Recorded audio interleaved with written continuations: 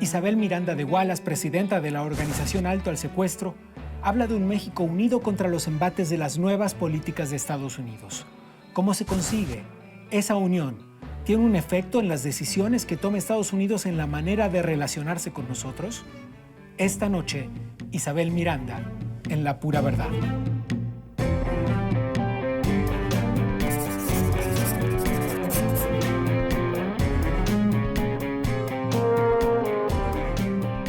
Una marcha contra las políticas, las ideas del presidente de Estados Unidos, Donald Trump. ¿Qué esperaba conseguir, Isabel?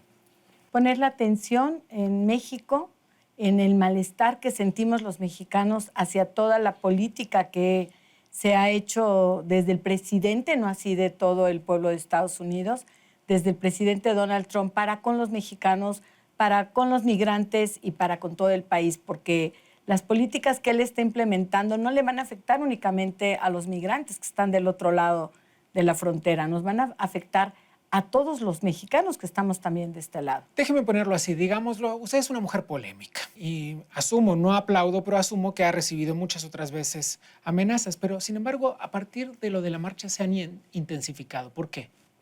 Bueno, porque alguien quería que yo no saliera a marchar, que no saliera a protestar, que no... Pero era un movimiento masivo, ¿no? Quiero decir, aunque su presencia era de alguna manera un ícono en ese lugar, había un movimiento ciudadano, ¿no? Claro, pero teníamos diferentes objetivos aún los ciudadanos. Para nosotros lo importante era llamar la atención única y exclusivamente en el tema Donald Trump. No queríamos revolver temas. Me parece que en tema de comunicación eso era muy importante, no distraer la atención en otros temas. Nosotros tenemos muchos problemas en México, como todo el mundo lo sabemos, la corrupción, la impunidad, la inseguridad, la pobreza, en fin, muchos temas.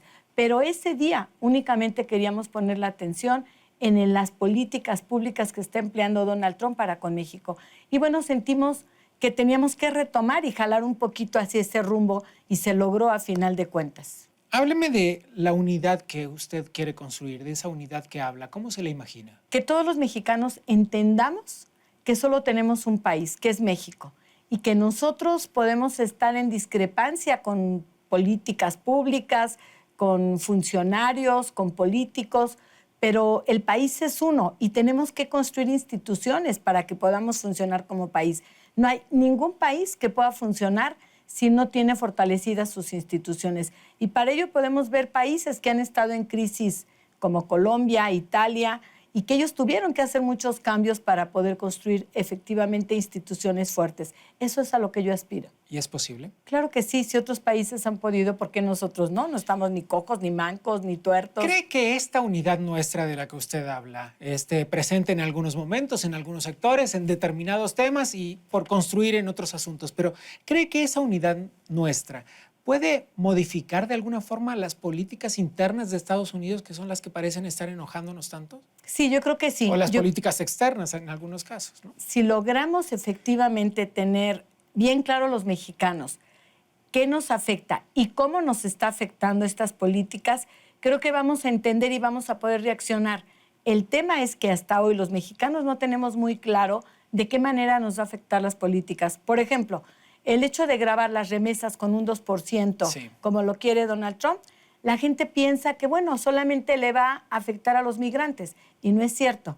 Esto le va a afectar a toda la derrama económica. Es nuestro segundo ingreso más importante en este país. Entonces, imagínate de qué manera nos va a afectar a todos los mexicanos, no nada más a los migrantes. Y lo que pasa es que creo que el gobierno y nosotros mismos, los activistas, no hemos sido capaces de explicarle a la gente específicamente en qué nos va a ir afectando para que podamos unirnos y por lo menos ser solidarios en este tema. Sabemos que tenemos muchas divergencias, muchos puntos de vista encontrados y estamos muy enojados como país, pero creo que este es el enemigo más grande al que nos hemos enfrentado en toda nuestra historia. ¿Podemos con él? Sí, si estamos unidos y tenemos un buen líder que pueda llevar hacia el punto que debe de ser. Recordemos algo, Donald Trump, más que un presidente digamos, o un político tradicional, es un empresario que tuvo acceso al poder y un empresario que sabe muy bien cómo negociar. Él lo ha escrito en sus libros y lo dice públicamente. Correcto. Él huele el miedo de cuando alguien va a negociar y los acaba cuando los ve débiles. Entonces, eso es lo que está haciendo con México. Nos está viendo débiles y cada vez está siendo más agresivo con nosotros. Si nosotros logramos cambiar esta visión hacia él, y no nada más la visión, si logramos fortalecernos en algunos puntos de la negociación, creo que lo podremos lograr. Déjeme plantearle un escenario hipotético. Sobre todo porque intento seguir comprendiendo de qué manera nuestras acciones pueden modificar las decisiones que se tomen fuera de nuestras fronteras. Entonces, déjeme ponerle este escenario hipotético. Supongamos que por alguna razón, en Guatemala y en Belice, los dos países con los que limitamos al norte, no estuvieran de acuerdo con nuestras políticas. Y en Guatemala o en Belice hicieran marchas en contra de estas políticas que México pone en marcha. ¿Usted cree que a usted, a las personas que nos miran, a sus vecinos, les importarían mucho esas marchas en Guatemala y en Belice? Mira, en primer lugar, nosotros... No estoy, que quede claro, menospreciando nada. Estoy planteando el escenario hipotético de qué pasa si algo que sucede aquí es protestado fuera de aquí. Mira, déjame decirte que en primer lugar nosotros no tenemos el flujo comercial que tenemos con Estados Unidos, lo mismo que tenemos con nuestra frontera sur. Entonces, a nosotros con Estados Unidos nos unen mucho la parte económica, política, seguridad. Tenemos una situación específica y características especiales que no tiene ningún otro país con Estados Unidos. Ni siquiera Canadá tiene esas características. Nosotros somos un país importante y por lo tanto Estados Unidos tiene que entender que debe de tener una buena vecindad con nosotros. Nada más te pongo un ejemplo hablando del tema de seguridad. ¿Qué haría Estados Unidos si no le damos acceso a obtener toda la información de seguridad que obtiene de México? ¿Qué haría? O sea, nada más así de facilito. ¿Qué haría si nosotros le grabamos toda la toma de utilidades que hacen en las bolsas y las empresas que tienen aquí? Entonces, tenemos armas con que defendernos. Lo que pasa es que no la estamos empleando. Entonces, son características muy diferentes en el sur que en el norte. Y volviendo a Estados Unidos, creo que sí podemos hacer cosas dentro de nuestro país que puedan modificar la política de Estados Unidos. Tengo la certeza. Muchos dijeron, no solo pensaron, dijeron públicamente que usted intentaba desvirtuar la marcha que había organizado María Elena Morera el mismo día, en el mismo lugar. Explíqueme. Primero era solamente Donald Trump. Tú ves mi Twitter y yo estuve promoviendo la marcha y estamos contentos en que fuera solamente por Donald Trump y hubiese sido una sola marcha. En la negociación, y esto lo ha dicho los propios integrantes de la marcha de Vibra México, ellos empezaron a poner sobre la mesa puntos de diferentes agendas que traían varias organizaciones civiles, que no digo que no tengan la razón en pelear por esos puntos, pero no era el momento. En comunicación no puedes mandar muchos mensajes y tú como comunicador lo sabes. El mensaje tenía que ser muy claro. Donald Trump. Voy a leer textualmente un tuit suyo. Escribió: salí del evento no por los gritos, salí porque había un hombre disfrazado de mujer armado y muy cerca de mí y me retiraron por motivos de seguridad. Sí, claro, y más que yo creo que las personas de la Secretaría de Seguridad Pública que estaban cuidando el evento algo vieron que de inmediato, casi en vilo, me sacaron. Hoy sabemos quiénes son, hoy sabemos el grupo de personas que era, y no te puedo dar más detalles porque esto supongo lo va a decir la propia Procuraduría, donde yo inicié la averiguación previa, pero tiene que ver con familias de secuestradores. Ellos fueron los que armaron esta situación. Por ahí hemos pisado muchos callos, no ahorita, de mucho tiempo, y hay secuestradores que han intentado incluso cobrar indemnizaciones por supuestas violaciones a sus derechos humanos, a pesar de haber secuestrado y a pesar de estar sentenciados. Yo he luchado en contra de que se les den esas prerrogativas a ellos. Metimos un amparo para que una organización criminal no cobrara 10 millones de pesos, porque quería ser indemnizado con 10 millones de pesos.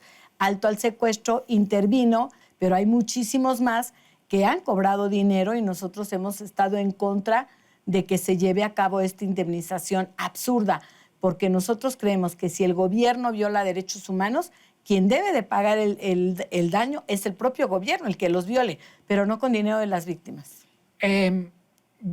Voy a regresar a una frase del tuit. No salí por los gritos. ¿Qué decían esos gritos? Me decían asesina, entonces es ridículo que a mí me tachen de asesina, porque al contrario, a mí me asesinaron a un hijo, a mí me lo mataron. Entonces vivimos en el mundo del revés, ¿no? Isabel, ¿qué tan grande es su capital político? No, yo no creo tener capital político. Bueno, la conversación acaba de tomar un giro importante porque yo no suponía sentarme delante de alguien que compite para gobernar una ciudad como esta, con 20 y tantos millones de habitantes, y que me dijera que no tenía capital político. ¿Usted lo sentía así cuando se acercó a esa campaña? Claro, yo sabía que no tengo capital político. Yo lo que tengo es calidad moral. Creo que tengo reconocimiento de muchas personas, de mucha gente, y creo que pensé que podían ver en mí una alternativa diferente a una política tradicional. Y se equivocó. Claro que me equivoqué, y están los resultados, ¿no? Muchas personas que daban por hecho que usted sí tenía un capital político hablan de que ese capital salió dañado después de la marcha. Yo no lo creo así. Es más, qué curiosa visión pudiera tener quien lo haya dicho, porque yo fui la víctima, yo fui la agredida, no agredí yo a nadie, y creo que al contrario, deberían de verme protegido muchas personas que estaban ahí, que de hecho lo hicieron, pero yo no veo que mi capital político, si es que eso se le llama el reconocimiento social que pueda tener alguien que ayuda a otro ciudadano, pudiera haber salido dañado. Yo más bien creo que debemos de ponerle a los medios de comunicación, y esto va para todos, que se fijan en lo malo que sucede en un evento sin saber por qué lo publican, y no se fijan en lo bueno que pasó en la marcha.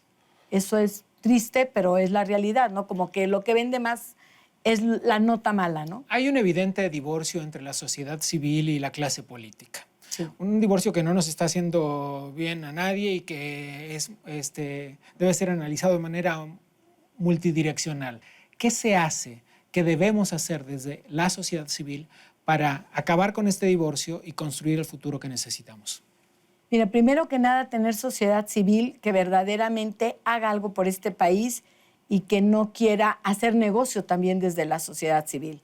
Creo que habría que empezar a ver cómo se fondean muchas organizaciones civiles para poder hacer supuesto activismo. Eso es lo primerito que deberíamos de fijarnos.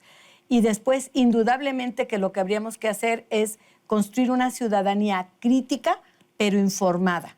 Y creo que México se va por el rumor y no por la información. Y eso es una cosa que nos pega durísimo, es más, para el momento de votar, porque la gente se deja ir por lo que escucha, no se informa verdaderamente qué cargos ocupados, si tiene alguna cuenta pendiente con la justicia, qué tan probo ha sido, qué tan corrupto ha sido. Realmente no tenemos información de muchos temas. Entonces, lo que debemos de construir es una sociedad informada y una sociedad consciente de que este país tiene que construir instituciones para poder cambiar. No necesitamos caudillos. Los caudillos no van a lograr una transformación del país.